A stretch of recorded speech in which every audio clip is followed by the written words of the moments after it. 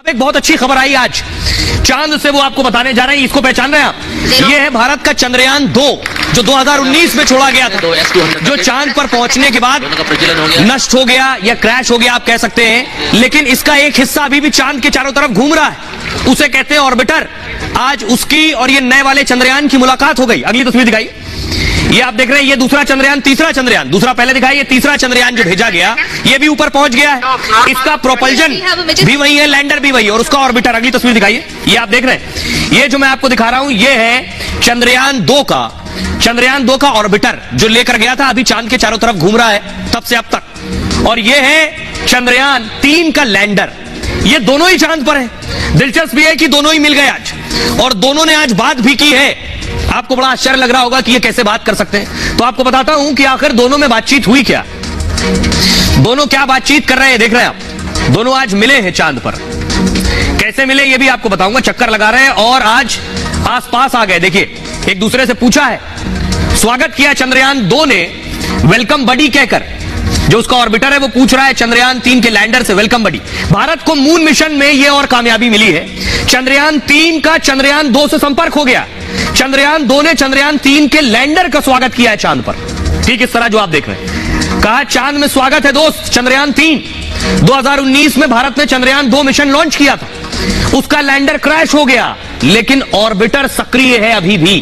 चंद्रयान 2 का ऑर्बिटर चांद की कक्षा में घूम रहा है। इसी ऑर्बिटर का चंद्रयान 3 के लैंडर से संपर्क हुआ, उस लैंडर से जो अब चांद से सिर्फ 25 किलोमीटर दूर है। और मतलब अब वैज्ञानिकों का लैंडर से दो तरफा संपर्क होगा। कैसे? चंद्रयान 3 का जो लैंडर है, पहले जानकारी वो प्रोपल्जन को देता था, यानी इसके साथ जो प्रोपल्जन था जो अभी अलग हुआ है, जो चांद की कक्षा में आगे भी घूमता रहेगा, ये लैंडर जो है ये उतरेगा। प्रोपल्जन मॉड्यूल से जानकारी अंतरिक्ष वैज्ञानिकों तक पहुंचेगी, यानी इसका पूरा सीक्वेंस है। जो रोवर चलेगा चांद पर, वो रोवर भेजेगा लैंडर को खबर, लैंडर भेजेगा जो कक्षा में चक्कर लगा रहा है प्रोपल्जन को, और प्रोपल्जन भेजेगा इसरो को। लेकिन प्रोपल्जन के अलावा ये ऑर्बिटर भी मिल गया है। अब चंद्रयान 2 का ऑर्बिटर भी वैज्ञानिकों को जानकारी पहुंचा पाएगा। थोड़ा कॉम्प्लिकेटेड है समझना, यानी विक्रम लैंडर से संपर्क के अब दो माध्यम बन गए। भारतीय वैज्ञानिकों को ज्यादा सटीक जानकारी मिलेगी इससे मिशन के विश्लेषण की उसकी क्षमता और बढ़ जाएगी और चंद्रयान 3 की कामयाबी की उम्मीद भी बढ़ गई है। अब आपको एक दिलचस्प तस्वीर दिखाने जा रहा हूं। चंद्रयान 3 का जो क्रेज है, जो लोगों में उत्साह है, पहली बार वो देख रहे हैं भारत का इतना बड़ा मिशन, रूस जिसमें फेल हो गया, भारत कामयाब होने जा रहा है। इसका उत्साह इस कदर है कि एक तस्वीर आपको दिखाने जा रहे हैं। जम्मू के एक मदरसे लिए चलते हैं, मदरसे में मौलाना बच्चों को चंद्रयान पढ़ा और बता रहे हैं। देखिए जरा। 23 तारीख को चंद्रयान 3 जो है वो चांद की सतह पर उतरने वाला है। इसको लेकर तैयारियां जोरों शोरों से चल रही हैं, जश्न का माहौल पूरे देश में है। उस बीच जम्मू कश्मीर में मदरसों पे भी बच्चों को खास सिखलाई दी जा रही है कि आखिरकार ये मिशन चंद्रयान 3 इतना महत्वपूर्ण क्यों है और देश के इतिहास की बात की जाए तो क्यों ये बहुत ज्यादा महत्व रखता है। भारत की तरफ से 2008 से लगातार प्रयास किए गए चांद की सतह पर पहुंचने के लिए, और उसी में एक बड़ा कदम माना जा रहा है चंद्रयान 3 जो भारत का मिशन है, जो कि 14 जुलाई को धरती की सतह से निकला था और अब चांद पर जो है वो बैठने वाला है। वीडियोस के सहारे जो है यहाँ पर जो मौलवी हैं वो यहाँ के जो इनके स्टूडेंट्स हैं उनको इस बारे में जानकारी दे रहे हैं कि आखिरकार कितनी महत्वपूर्ण जो है चंद्रयान की ये जो यात्रा है ये रही है और कितनी बड़ी कामयाबी जो है इन्हें मिलने वाली है जब चांद जो है पर तिरंगा शान से लहराया जाएगा। लगातार यहाँ पर आप देखेंगे कि जो स्टूडेंट्स हैं, जो मदरसे के स्टूडेंट्स हैं, वो लगातार यहाँ पर मौलवी से जो चैप्टर्स हैं वो सुन रहे हैं। जम्मू के मदरसे से आपने तस्वीरें देखी जो बता रहा है देश कैसे इंतजार कर रहा है। आज चांद से एक और चंद्रयान ने तस्वीर भेजी है, ये देख रहे हैं, ये इसरो ने तस्वीर जारी की जो चंद्रयान ने भेजी है। ये चांद की तस्वीर है जो आपको नजर आ रहे हैं, ये गड्ढे हैं चांद पर, देख रहे हैं आप, ये गड्ढे, ये यहां से छोटे दिख रहे हैं, वहां न जाने कितने बड़े होंगे आपको अंदाजा भी नहीं है। अगली तस्वीर दिखाई, ये देख रहे हैं, ये जो गड्ढे, पुलिस लीजिए जरा तस्वीर, ये जो गड्ढे आप देख रहे हैं यही सबसे बड़ी चुनौती है कि इन पर आखिर उतरा कैसे जाए। आपको बताऊं, जानकार बताते हैं ये जो गड्ढे हैं चांद पर, ये इतने बड़े और गहरे हैं कि आपका एवरेस्ट माउंटेन जो है वो इन गड्ढों में समा सकता है। इतने गहरे गड्ढे, अब अंदाजा लगाइए चांद पर इतने गहरे गड्ढे कि पूरा एवरेस्ट इसके अंदर चला जाए। अब चंद्रयान के लिए इसीलिए चुनौती कही जा रही है। ये देख रहे हैं, दावा यह है कि चांद में बहुत सारे गहरे गड्ढे हैं, इतने गहरे कि इसमें पूरा माउंट एवरेस्ट समा जाए।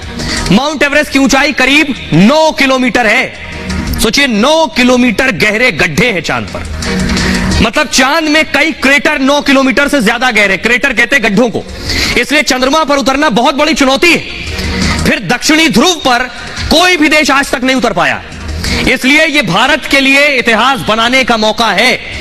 और चंद्रयान में लगे हाईटेक कैमरे नई तस्वीर भेजी है। यह चंद्रमा के फार साइड की तस्वीर है, यानी जहां तक कोई नहीं गया, जो आपको दिखाई नहीं देता है यहां से चांद, उस हिस्से की तस्वीर भेजी है, मतलब उस इलाके की जो पृथ्वी से कभी नहीं दिखता। इसे चंद्रयान की लैंडिंग की अहम तैयारी भी माना जा रहा है, क्योंकि सेंसर और कैमरे से ही लैंडिंग स्थल तय होगा।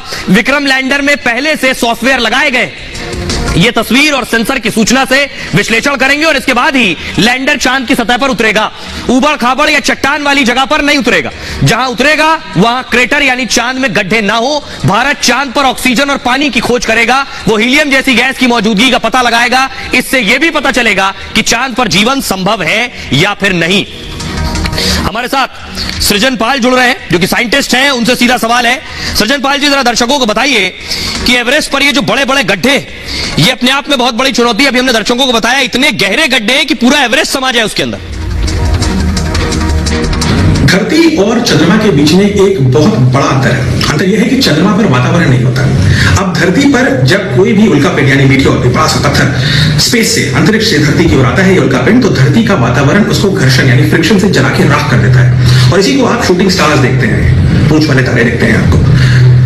चंद्रमा पर ऐसा वातावरण नहीं है। इसका मतलब यह है कि अगर कोई धूमकेतु बहुत तेज से चंद्रमा की ओर आता है तो चंद्रमा उसको जला नहीं पाता, और ये धूमकेतु तेजी के साथ चंद्रमा को जोर से चोट पहुंचाता है। चंद्रमा छोटा है धरती के मुकाबले, तो ये जो चोट पहुंचती है ये चंद्रमा में क्रेटर बन जाते हैं, गड्ढे बन जाते हैं। तो ये गड्ढे एक्चुअली चोट है। और ये भी समझिए कि अगर चंद्रमा वो चोट ना लेता तो वो जो धूमकेतु है वो पृथ्वी पर आता है, इसलिए चंद्रमा पृथ्वी को बचाने के लिए ये चोट लेता है। अब जो ये क्रेटर्स हैं वो काफी गहरे हैं। इनफैक्ट पूरे सौरमंडल में दूसरा सबसे गहरा गड्ढा क्रेटर चंद्रमा पर है, इसका नाम। अब जो बात बता रहे थे सृजन पाल जी, आपके पास आएंगे, जो बात वो बता रहे हैं कि सबसे गहरा जो गड्ढा है वो किस तरह का है, लेकिन आपको जानकर ताज्जुब होगा, ये जो गड्ढे हैं, इन गड्ढों के बाकायदा नाम रखे जाते हैं, इन पर रिसर्च होती है, इन पर पढ़ाई होती है, कितने गड्ढे हैं उनकी गिनाई होती है। ये आप देख रहे हैं, ये गहरे गड्ढे हैं, ये चांद की तस्वीर आप देख पा रहे हैं। ये जो गहरे गड्ढे हैं इनके नाम क्या है, आइए मैं आपको बताता हूं इनके नाम कैसे पढ़ते हैं और किन भारतीयों के नाम चांद पर आपको मिल जाएंगे, वो भी देखिए बहुत दिलचस्प है। बहुत से भारतीयों के नाम पर ये गड्ढों के नाम रखे गए हैं, ये आप देख रहे हैं। सबसे पहला नाम भाभा क्रेटर है, होमी जहांगीर भाभा परमाणु वैज्ञानिक हैं, उनके नाम पर रखा गया। दूसरे हैं साराभाई क्रेटर, क्रेटर मतलब गड्ढा, साराभाई के नाम पर है। साराभाई, विक्रम साराभाई अंतरिक्ष विज्ञानी थे। एक और गड्ढा है क्रेटर जिसे कहेंगे रमन क्रेटर, सीवी रमन के नाम पर भौतिक विज्ञानी थे, उनके नाम पर रखा गया। एक है बोस क्रेटर, जेसी बोस जीव वैज्ञानिक थे, उनके नाम पर इसे रखा गया। और एक और नाम है आर्यभट्ट क्रेटर, आर्यभट्ट प्राचीन खगोल शास्त्री थे, उनके नाम पर रखा गया है इस क्रेटर का नाम। मित्रा क्रेटर, शिशिर कुमार मित्रा भौतिक विज्ञानी थे, उनके नाम पर पड़ा है। अब दिलचस्प यह है कि 2019 में चंद्रयान 2 ने चांद के एक क्रेटर की तस्वीर भेजी। चंद्रयान 2 ने मित्रा क्रेटर की तस्वीर तब भेजी थी और भौतिक विज्ञानी शिशिर कुमार मित्रा के नाम पर क्रेटर का नाम पड़ा। क्रेटर का नामकरण 1970 में ही कर दिया गया था। वैज्ञानिक शिशिर मित्रा की 1963 में मौत हो गई। चांद पर क्रेटर का नाम रखने की एक बहुत खास प्रक्रिया है। प्रक्रिया यह है कि एक IAU है, यानी इंटरनेशनल एस्ट्रोनॉमिकल यूनियन, इसके पास यह जिम्मेदारी है। इसकी स्थापना 100 साल पहले हो गई थी। IAU क्या करता है, जब किसी ग्रह या उपग्रह की तस्वीर उसे मिलती है, कुछ नया अंतरिक्ष में मिलता है, तो IAU कुछ विशेष नामों की सिफारिश करता है कि यह नाम रखा जा सकता है। उसके बाद सुझाए गए नामों की समीक्षा की जाती है, वोटिंग के आधार पर नामों का चयन कर दिया जाता है। यह है इसका तरीका। और यह बात आपने पहली बार सुनी होगी, बड़ा दिलचस्प भी लग रहा है कि चांद पर जो क्रेटर हैं, गड्ढे हैं, उनके नाम भारत के जो बुद्धिजीवी रहे, वैज्ञानिक रहे, उनके नाम पर रखा गया। सृजन पाल जी, ये गड्ढों के नाम जो हैं बड़ा दिलचस्प है और लोगों को अच्छा और फक्र भी हो रहा है कि चांद पर हमारा नाम है। ये कैसे रखे जाते हैं नाम? चंद्रमा पर जो क्रेटर यानी गड्ढे हैं उनको देखने और नामकरण का जो सिलसिला है वो लगभग 400 साल पुराना है। सन 1650 के आसपास एक इटालियन एस्ट्रोनॉमर थे जियोवानी रिक्यूवली, उन्होंने चंद्रमा के जो क्रेटर्स हैं उनका नाम रखना शुरू किया। उन्होंने कई क्रेटर्स का नाम रखा और उस समय के जो फेमस साइंटिस्ट और एस्ट्रोनॉमर्स थे उनके नाम पे रखा, ज्यादातर वेस्टर्न लोग थे सब। उन्होंने सी ऑफ ट्रैंक्विलिटी का भी नाम रखा आज से लगभग 400 साल पहले, जहां पर सी ऑफ ट्रैंक्विलिटी में ही अपोलो 11 यानी नील आर्मस्ट्रांग और बज ऑल्ड्रिन ने वहीं पर लैंड किया था, तो वो नाम इतने साल पहले रखा गया था। उसके बाद 1650 के बाद से सभी एस्ट्रोनॉमर्स ने जिसने भी चंद्रमा के क्रेटर्स को अपनी दूरबीन से ऑब्जर्व किया, उन्होंने किसी न किसी रूप में उसका नाम रखा। कुछ ने अपने नाम पे रखा, कुछ ने दूसरों के नाम पे रखा। भारतीयों और भारतीय वैज्ञानिकों के नाम पे भी बहुत सारे क्रेटर्स हैं, जैसे कि डॉक्टर विक्रम साराभाई के नाम पर, होमी भाभा के नाम पर, मेघनाथ साहा के नाम पे, शिशिर कुमार मित्रा के नाम पे, मित्रा क्रेटर बहुत फेमस है, जगदीश चंद्र बोस के नाम पे बोस क्रेटर है, वो भी बहुत फेमस है। इनफैक्ट हमारे फेमस एक्टर शाहरुख खान के नाम पे भी एक क्रेटर का नाम रखा गया था कुछ साल पहले। तो इस प्रकार से चंद्रमा के क्रेटर को ज्यादातर फेमस लोगों के नाम से रखा जाता है। जी जी, बहुत बहुत शुक्रिया सृजनपाल जी हमसे बातचीत करने के लिए। तो सभी को बेसब्री से इंतजार है 23 अगस्त 6:04 का। आइए खबरों में आगे बढ़ते हैं। आज की एक और बड़ी खबर है कि सनी देओल का बंगला अब नीलाम नहीं होगा। कल ये खबर मैंने आपको बताई थी कि सनी देओल की पिक्चर तो धमाल मचा रही है, लेकिन यहां तारा सिंह के बंगले की नीलामी पर बोली लगने वाली है। रिपब्लिक ने 9 बजे हमने जब खबर दिखाई, उसके बाद चारों तरफ हंगामा हुआ और उसके बाद देखिए कैसे यू टर्न लिया गया। अगली तस्वीर दिखाइए जरा। ये सनी देओल का वो बंगला था, कल मैंने आपको दिखाया था सनी विला, इसी की नीलामी होने वाली थी 50 करोड़ से ज्यादा में लगभग। अगली तस्वीर दिखाइए। इसके लिए बाकायदा विज्ञापन आया था, बैंक ऑफ बड़ौदा का ये विज्ञापन आप देख रहे हैं, ये विज्ञापन आया था और ये तो कल विज्ञापन आया। जब खबर चली, हंगामा हुआ, तो विज्ञापन दूसरा दिया गया कि गलती हो गई। अगली तस्वीर दिखाई, एक और विज्ञापन आ गया कि ये गलती हो गई, नीलामी नहीं होनी थी, तकनीकी गलती है।